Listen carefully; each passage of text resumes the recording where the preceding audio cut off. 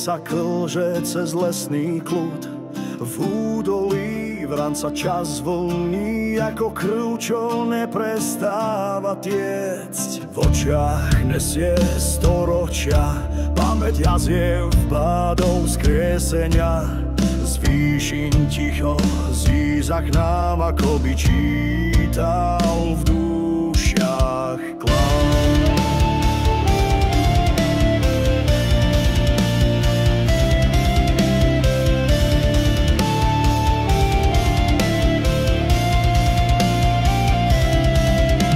Keď vietor stíchne medzi stromami, havran letí nad spomienkami, vidí vikingské lode horieť, počul mužov, za slávu zomrie. Vidí vojaka s puškou v bahne, čo šepká modlitbu naposledy tichým hlasom. Vidí všetko, čo sa stratí, no uchová to v čiernych pierkách navždy s nami. Havran letí Bohov zrak, veštec dávny času znak, oko hodina bdiela v tme.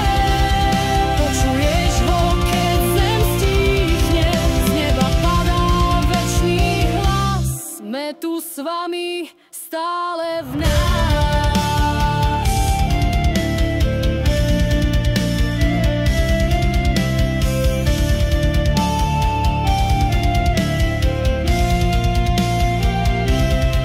Skrze mraky, cez nárek dní, krúži nad hlavami, mlčí a vie, či si hrdina, či otrok v prachu. Všetkých nás vidí v rovnakom strachu. Tam, kde zlyháva meč aj mysel, on ostáva svedok, duch i tieň. V každom pierku je kúsok z duší, ktoré sa stratili, no nik ich nezruší.